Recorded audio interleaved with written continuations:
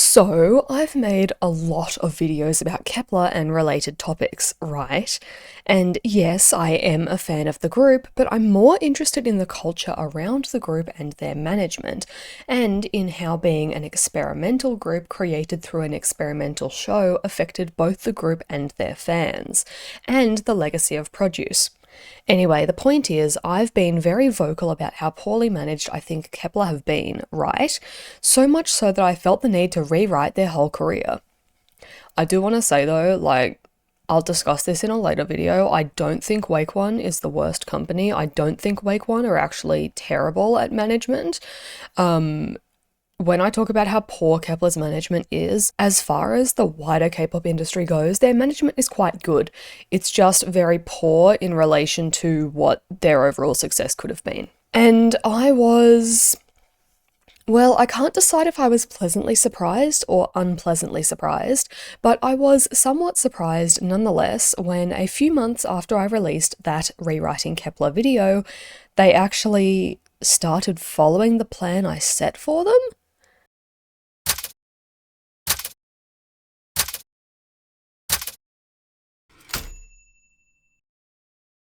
I have no delusions that Kepler copied my video. Literally nothing suggests that they did. In fact, I don't think they copied anyone who rewrote their career. I just think this was a logical step for them to take, certainly in what they brought with Yum. Namely, aliens, weirdness, space, and superpowers. They're just what the fans have been waiting for since debut, so it's not that this is copying, more that it's just them listening to what their fans have been asking for. Kepler's first Japanese OT7 release, Yum, made me a bit depressed, because it made me hopeful, and I know that when I'm hopeful about a Kepler release, the next one will probably seriously disappoint me, which Bubblegum did. And whenever they release something that makes me hopeful, like Yum, it reminds me of their previous releases, and makes me sad about how good they could have been. Yum and songs like Mask prove it. It's even sadder since we saw Hikaru doing the Yum challenge with Mashiro, so on top of reminding me of how good Kepler could have been and how terrible their management has been at helping them reach their full potential, songs like Yum also remind me of how close they were to being one of the best groups to ever exist, and how robbed they were of that future. And also how disastrous Maiden has been, but that's a separate issue with a separate company. So basically, Yum was so good that it made me sad. In this video, I'll give you some background for the song, and then we'll take a look at the song itself, analysing the lyrics, the choreography, and the music video, as well as mentioning general things that I liked about it. Then I'll talk about theories and fan reactions to it, and then summarise why it's so good and why it deserves to be on the best songs list, even though most Kepler songs definitely don't. If you want to learn more about the concept of the Best Songs series, you can see my Kill the Romeo installment in which I run over the basic criteria. There's no particular trigger warning for this video, unless you're concerned about superpowered brainwashing and murder. Interesting. So with that said, let's get into it with the background information.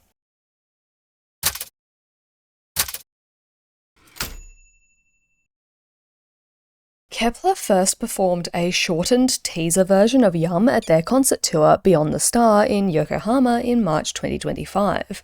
Yum is the title track and pre-release track of their first Japanese EP, Against the World, which is also their first Japanese release since renewing as 7 members. Yum itself was released with a music video on April 9th, and the album itself was released on April 30th with the track list as follows: Yum, the title track, Heaven and Hell, and Japanese versions of their tracks Tippy Tap, Shooting Star, and Problem. This, consistent with Kepler's previous Japanese releases, was a very unexciting track list. At time of writing this script, Yum has 2.6 million streams on Spotify. I'd say that's pretty good since it's only been about 2 months. The music video also has 7.3 million views. Let me go and tell you what it's like now. So now when I'm recording this video in December, Yum has almost 4 million streams on Spotify, and the music video has 8.3 million views. The EP Against the World has sold around 37,000 copies, which is pretty solid for a Japanese release, although it is a large decrease from their previous Japanese releases, which sold between 60 and 90,000 copies each. However, Against the World also had a peak chart position of 2 in Japan, which is pretty good, considering many of their more recent albums charted lower. Tippy Tap at 13th, Magic Hour and Love Struck at 7th, and so on. Even their previous Japanese album, Keep On Going, peaked 3rd in Japan, so Against the World being 2nd is good news. And that's where we are right now. Kepler have been performing Yum throughout their concert tour and also performed it at KCON in Japan. I've also heard lots of people liking it, which is fun, and of course they've done challenges with other idols. So, now that we have the background, let's look at the track itself. What's so good about Yum?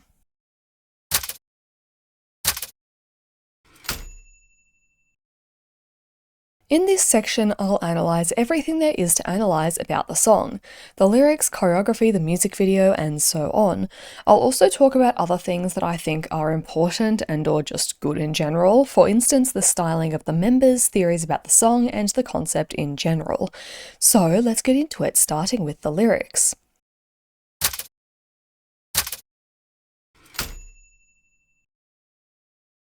After the music video, the interesting lyrics of the song were the main reason I wanted to discuss this song. They're weird, fun, and kooky. Perfect for a wacko alien concept.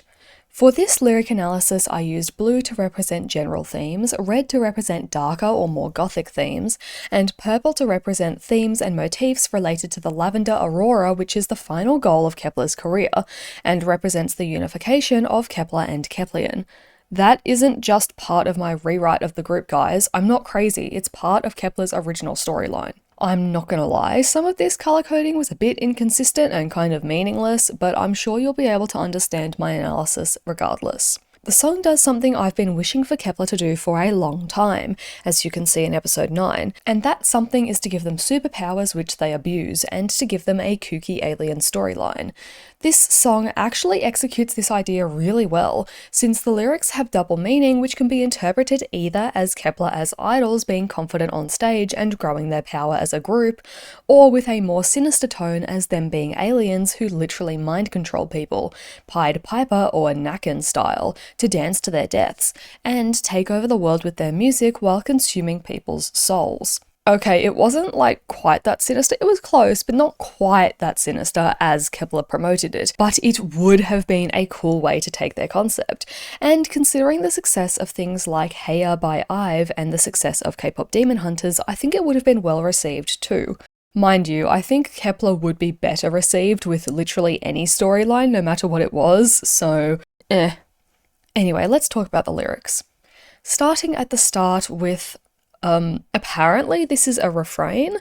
I wouldn't know, but let's run with it. The first thing we have to deal with is the "it's sweet and yum" line, which I've always interpreted in the context of the music video as dancing and magic, i.e. they use their magic to make people dance and then feed off the happiness or people's souls that are brought out by that. Obviously, it can also be interpreted as the song itself being sweet and delicious, as in cool. I also seriously doubt the original lyrics were intended this way, but considering Dion being next to a spaceship in the music video, the coming in could refer to 1. The radio signal they send to connect to Keplerians in Wadada, 2. Them literally coming to Earth in a spaceship, or 3. The fact that they are literally having a comeback in real life. Don't forget the dual meaning of the stage/real world versus the fictional world of aliens and magic. I'm going to stop giving disclaimers for every line that I analyse. This is analysis, guys. We're always going to notice more things than Wake1 actually intended. Or actually, this was clap, wasn't it? It still applies. Same point. At the start of the first verse, Hikaru talks about gaining power and casting an unbreakable spell. Pretty sinister aliens taking over, don't you think? Bahie backs this up, talking about illusions and tricks. Honestly, I love the phrase illuminate illusions. Not only is illuminate a fun way to say that she casts or creates illusions, but it's also mysterious and like a flowery, I guess beautiful kind of word to use in this scenario. And also, it's similar to the power I gave her in my rewrite of Kepler, which is fun. Anyway, her saying, "My tricks are between us," also has nice meaning. Both the secret of the group's magic, which is kept by the group and those under their control, and the love of the group, which is shared between the group and fans. In the pre-chorus, we have the nice alternating of Chaehyun with the other members. Chaehyun sings the progression of shoot out, break out, step out, reflecting both them shooting to Earth on their space shuttle and then making themselves known via the media, and the group shooting out into the world of K-pop, then breaking out, making themselves known, and stepping out into a new phase of their careers as OT7. While she's singing this, Youngin and Yoojin add context, bewitch them, both the audience and the people of Earth, and having no more hesitation on the stage, both the stage the media frenzy creates for them and the real stage that Kepler themselves step onto when they perform. Their hearts flutter, but keep on going, people. I can't believe the lyrics for this were actually keep on moving, not kept on moving. That is a baffling choice from their lyrical team, since it's like the singular motif that Kepler have going for them. Anyway, I choose to believe that it was supposed to be kept on moving. Now, the chorus. Yeah, I'm not entirely sure what's going on here, honestly. I choose to believe that Freaky Show Me is in terms of a freak show, which makes sense since they have powers and are a bit weird, right? I can only assume that Hold It Down is related to holding the powers and their control of their dancing minions, but it's a bit odd. Anyway, then they're dancing round and round with their minions, and we get more and more references to the stage, and also the line about jumping, which is, a dance thing. Then we have the refrain again, and then the second verse, where Xiaoting, Dion, and Bahie basically flex on us, with their bright spotlights, spectacular skills, and so on. There's a big focus on them trying to experience as many things as possible, and basically being on the edge constantly. Thrill seekers who will perform despite the dangers, which seems like the kind of thing a bunch of overzealous aliens would do. It also seems they're trying to gain as much influence as possible, whether that be over the media, over their fans, over the world, or something else. Then we have another baffling Keep On Moving, which I will choose to say as Kept On Moving, and then another chorus and refrain. This is a sub 3-minute song, so honestly we're lucky to get a bridge, but it's only 2 lines, emphasizing how they're thrill seekers who want to try new things. I really like the second line, quote, "To where our destiny awaits, own the show." The line reinforces the previously established idea that their final fate or goal is to own and control the stage, that stage being both literal and metaphorical. And I also like the theme of destiny, which has been a vague theme of Kepler's since debut. Kepler's destiny, as established in Wadada and reinforced in Yum, is to unite with their fans, take over the world with their music, and create the Lavender Aurora. It was nice for them to bring this back in Yum, and I know they've brought it back, or at least kind of, because all of the magic Kepler used in the music video is, you guessed it, lavender. Anyway, after that, we have the final chorus and refrain. Yep, this song has very repetitive lyrics. But that's okay, because although the lyrics are very snazzy and really help paint the picture of a bunch of curious, thrill-seeking aliens who want to make everyone dance, the real thing that makes this song amazing is yet to come. For now, let's move on to something else that's pretty cool, the choreography.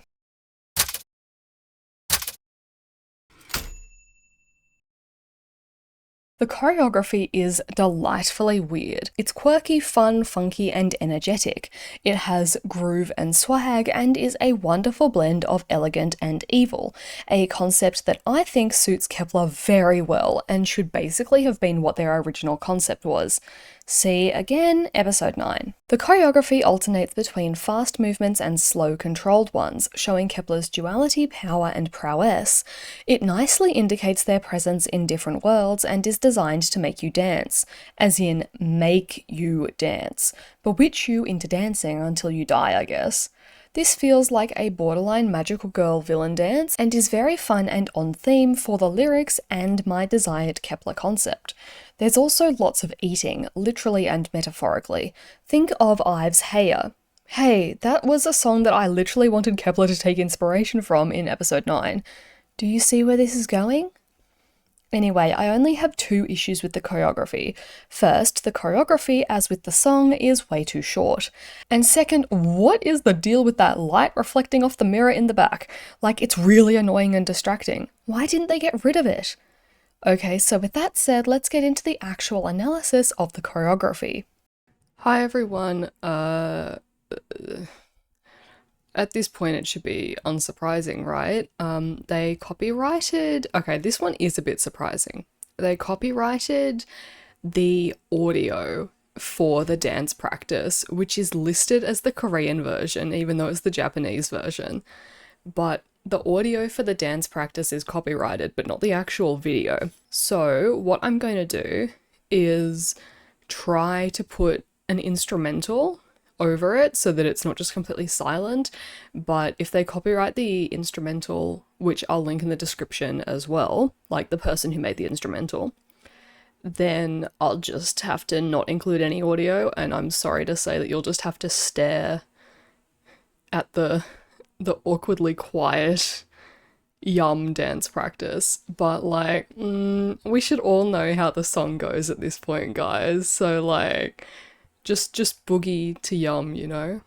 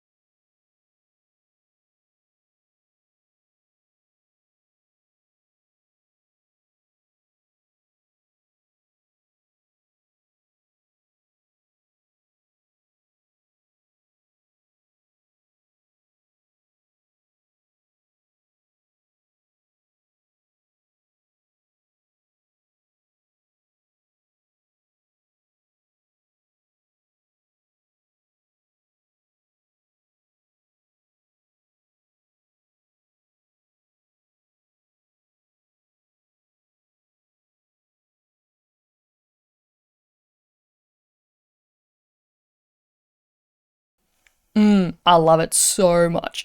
More of this, please. Kepler slash wake one slash clap. Okay, so great. We have a choreography and some lyrics. How about the music video? The thing that is the most obvious and strongest indication of the concept for most groups.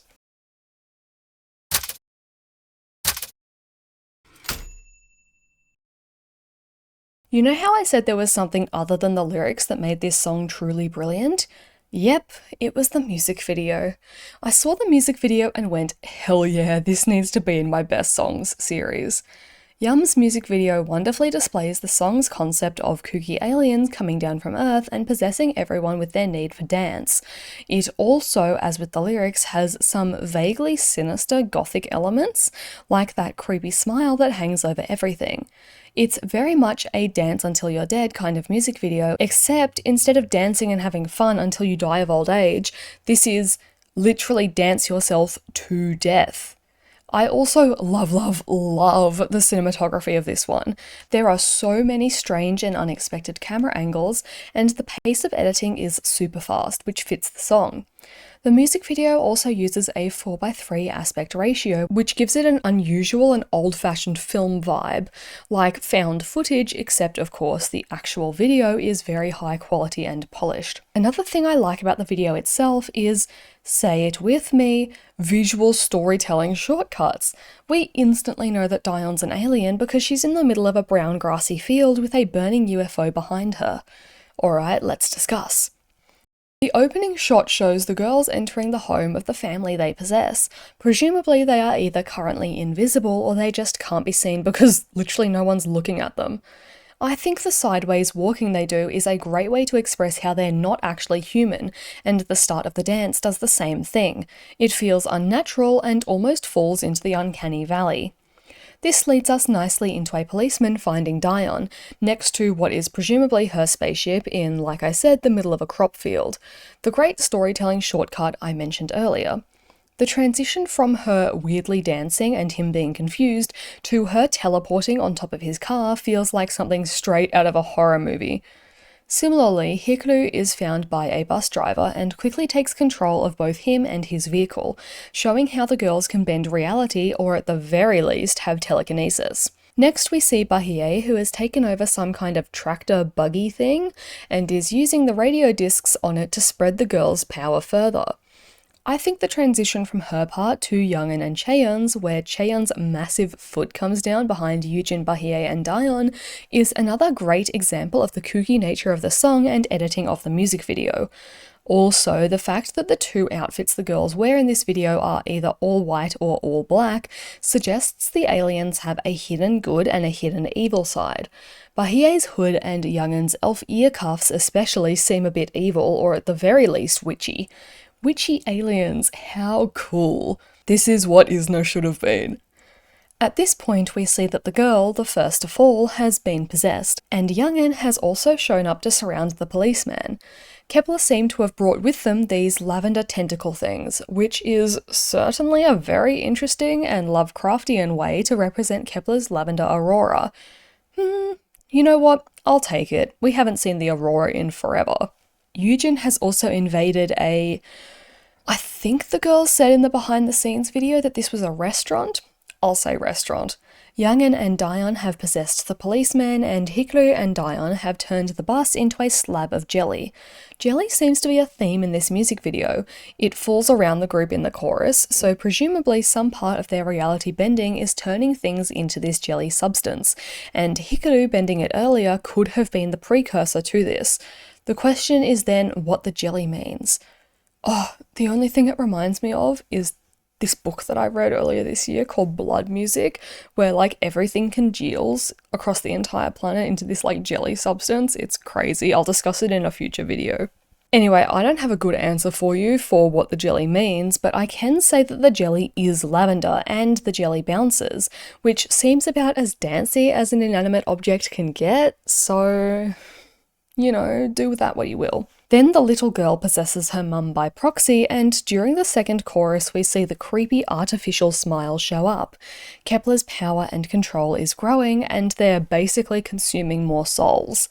They take a break from soul sucking to turn a guy's golf ball into jelly, and we see more evidence of their power.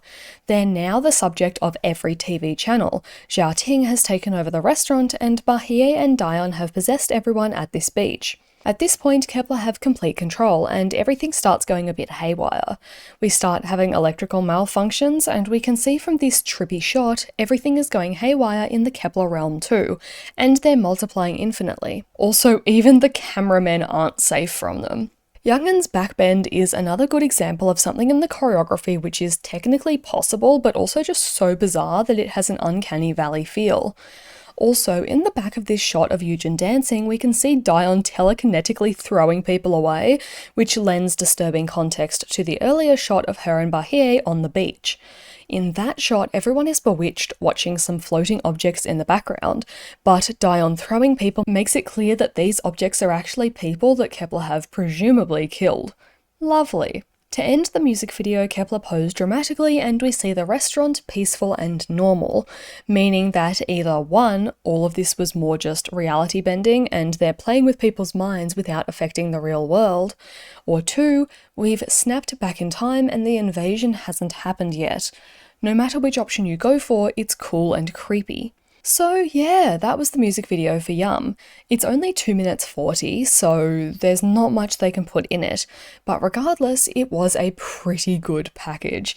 It has funny moments, creepy moments, weird moments, and so on, and has some great reveals. And I think it nicely expresses the soul-sucking dance yourself to death aliens, i.e. evil Kepler. I'd like to see this Kepler battle it out with What It Are Kepler. The things we can dream of. Episode 9.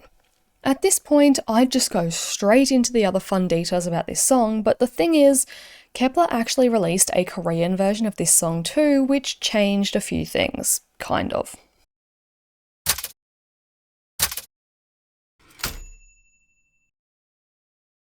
With their 7th mini-album Bubblegum, Kepler included a Korean version of Yum, which, oddly enough, included a dance break? No clue why, but I'm here to talk about it, as you'd imagine. Let's start with the lyrics. I don't know if it's just that different people translated different things, or if it's simply a difference between Korean and Japanese, but there were a few changes in phrasing between this and the regular Japanese version, or at least as far as I could find.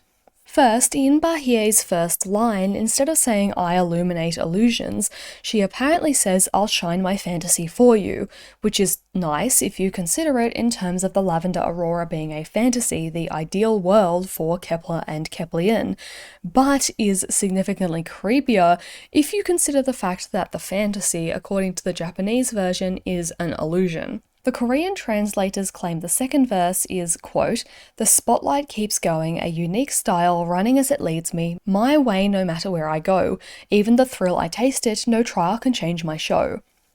In comparison with the Japanese version, which mentions a tightrope and has no mention of being led by the spotlight. I suppose the only difference here is that this version implies that Kepler are being led by or chasing fame and or the Lavender Aurora. So what I'm noticing from this is that the Korean version is slightly less creepy and has slightly more positive connotations than the Japanese one, but this is a barely noticeable difference and could just be caused by translation between 3 languages. The Korean version also adds a dance break before the bridge, which doesn't do much except to make the members look cool and highlight Jiating and Hikaru. That's it. But dang, wouldn't it be cool if the Korean version was good Kepler and the Japanese version was evil Kepler? Thematically interesting and historically relevant. Oh dear. Thankfully for me, whenever I get depressed about what Yum didn't do, I can always remember what it did do.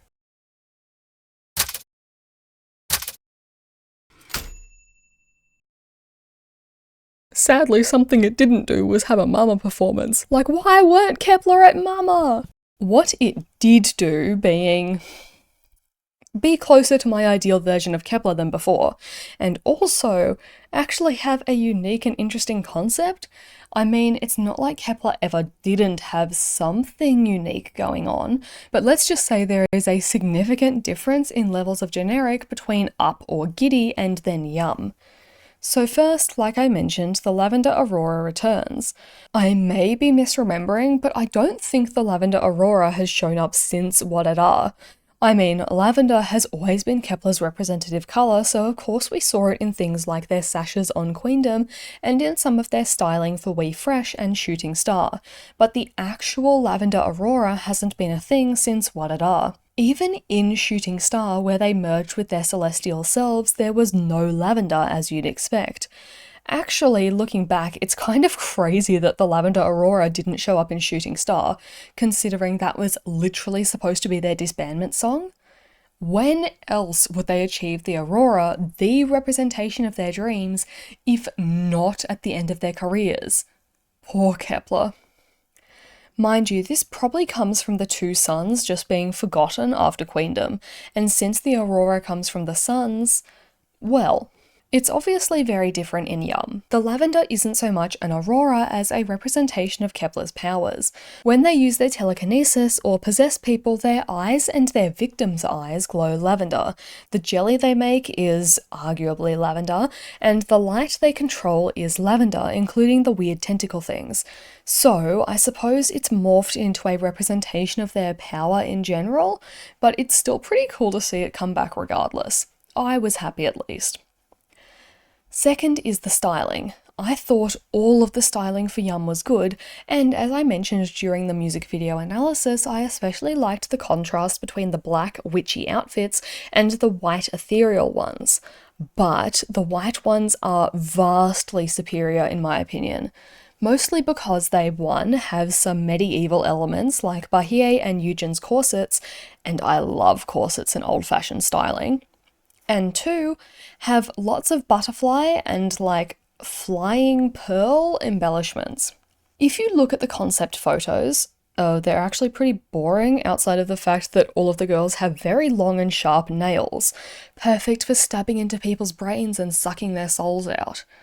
But if you look at the actual music video or behind the scenes video, you can see that they have extra accessories, mostly in the form of clusters of pearls in their hair and these butterflies on their hands. And these are both brilliant choices. First of all, they make the girls look elegant and beautiful, which is great, and also otherworldly, which is appropriate for aliens. But they also presumably were chosen for their meaning. The butterfly, i.e. the butterfly effect, a small event which has a far greater impact later on, presumably representing Kepler's influence spreading over the planet from a small point.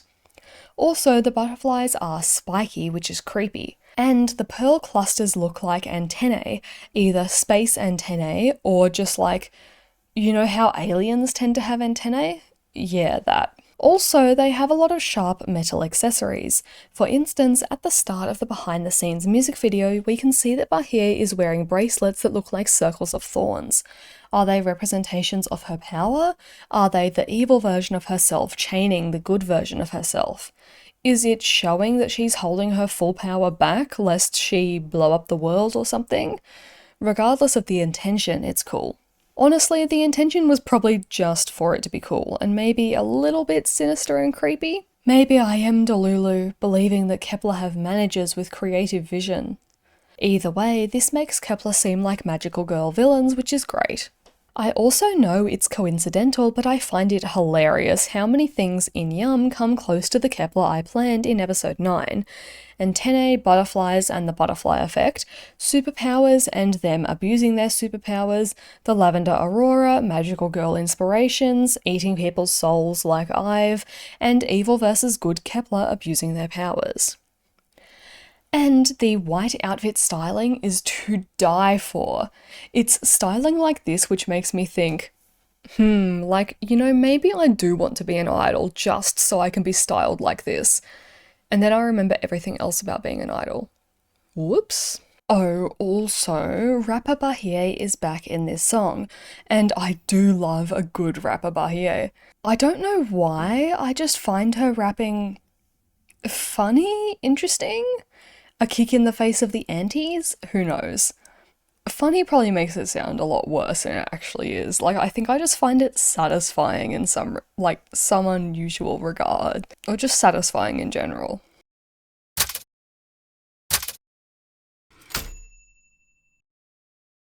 Okay, so, as with lots of K-pop groups, for some reason Kepler's Japanese-related videos don't have any English subtitles. I looked at basically everything related to Yum on their channel, including their reaction to the music video, and painstakingly Google translated everything the members said, and I found literally nothing. I mean, there could have been something lost in translation, but considering they didn't seem to say anything even remotely related to theories outside of the fact that they are aliens who are mind-controlling people, which anyone with eyes could have figured out, I feel like I didn't miss any nuggets of lore, sadly. Maybe I've been spoiled by TXT and ATs dropping storyline hints in their music video reactions and behind the scenes videos. Even My Hero Chromachin didn't write anything about this one, and seems to have pivoted entirely to NMIX theories. And of course, no Kepler theorists exist on the internet outside of myself and Chromachin, seemingly. So, ahem, here we go. I basically talked about all of this already, but Yum seems to be completely disconnected from basically everything Kepler have done so far, unless you consider the fact that every music video has implied their alien status as an actual storyline. I don't, especially considering the lack of a through story and the lack of actual care for said storyline / concept from Wake One. I mean, we've seen them arrive on Earth like at least 3 times, and I seriously doubt Wake One have been trying to imply multiple timelines or universes for them. So we kind of have to assume that everything is disconnected and they basically just have an alien concept. Keeping that in mind, the story of Yum is what I've discussed so far. A group of superpowered aliens crash land on Earth and start instantly using their powers to possess people and make them dance to their death. They also seem to be doing some soul eating and murdering while they're at it. They take over the airwaves and quickly take over and infiltrate basically every part of the world, zombie apocalypse style. They also may or may not have evil alter egos. In the end, they've taken over the whole world. How fun. A nice, not so sweet little story for such a short music video.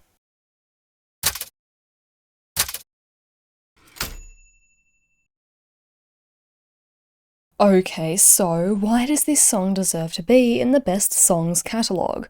Well, first of all, I think it's conceptually strong and well planned out.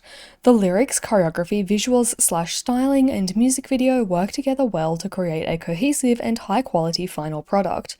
The song is relatively unique in the industry right now, in terms of concept and sound, and thus fills a niche that I think Kepler could have fulfilled from the start, and a niche that these days they could very well expand to take over the audiences of groups like Dreamcatcher and Pink Fantasy, who we probably won't ever see again.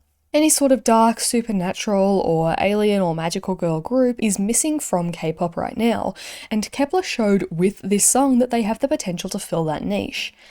The reason I mention niches and concepts is because that is something that Kepler have been criticised for so long now. Their lack of a consistent sound and concept, which has made people leave the fandom and makes them feel unplanned. In fact, not only is this the kind of concept that I identified as probably being best for Kepler in episode 9, but it's also a concept that many of their fans have thought is best for them for a while. Many fans under Yum's music video talk about how great they think the song is for the group, and how they think it should have been the group's first comeback after Mask. In fact, Mask, the girls, and Yum work brilliantly together, and would have been nicely backed up by songs like Problem, Sync Love, We Fresh, and even Wadada. Yum strengthens this through line in their discography, which is, like, good, I guess, except for the fact that these songs were so few and far between, and most weren't promoted as they needed. Another big point in the song's favour is that it's just, like I said, unique. This song is enthusiastic and a bit kooky, with space and superpowered aliens, bringing us back to Kepler's origins. It also takes inspiration from other groups and concepts while still being its own unique product.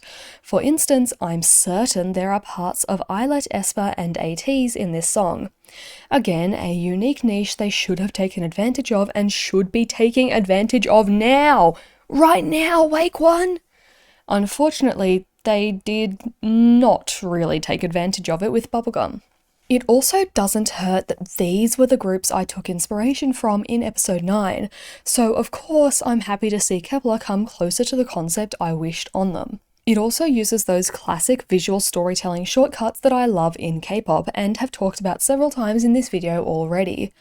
Basically, the well-planned and cohesive nature of the song, combined with it being a unique product which adds to and benefits Kepler's discography, while also being representative of the peaks the group could achieve, makes it a best song. There are certainly other good songs that Kepler have, and even, I'd argue, good albums. For instance, I think that Tippy Tap and Love Struck were good albums, if not good albums, like the Good Albums series on my channel. But I think Yum is one of the standouts, above most of their other releases, if not all of them. Hence, here it is. So with that said, we've taken a very possibly excessive look at Yum. Let's wrap it up.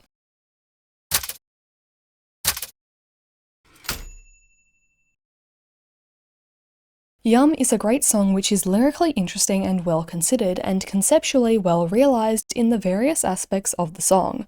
And of course, it doesn't hurt that it's seemingly bigger budget than most of their releases.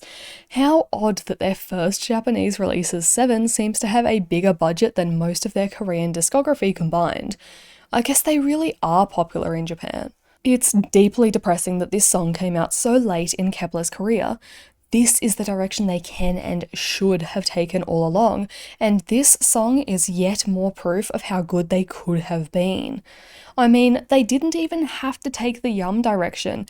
Any direction would have been better than the nothingness they had for most of their careers. Their management switches between random generic concepts and this kind of epic niche, which was really only shown at debut, maybe in The Girls, and then in Kepler's Strange Market, Sync Love, and Yum. The inconsistency in Kepler's career has always been the saddest part about the group for me, because I genuinely believed that all they needed to get massive was consistency. But as sad as all of that is, well, it doesn't stop Yum from being one of, if not Kepler's best song, doesn't it? And it certainly doesn't stop me from loving Kepler's discography in general and making Yum one of my favourite songs of the year, alongside Lucky Macho from Boys to Planet. So with that said, we've finished this analysis. Nice and short, unlike a certain... It's partially because Kepler haven't done any epic performance of Yum and are excluded from Mama this year. Again, why are Kepler not at Mama? Bring them back! Mind you, I guess every performance of Yum is still epic. Thanks for watching, I hope you learned something, and I'll see you in the next video.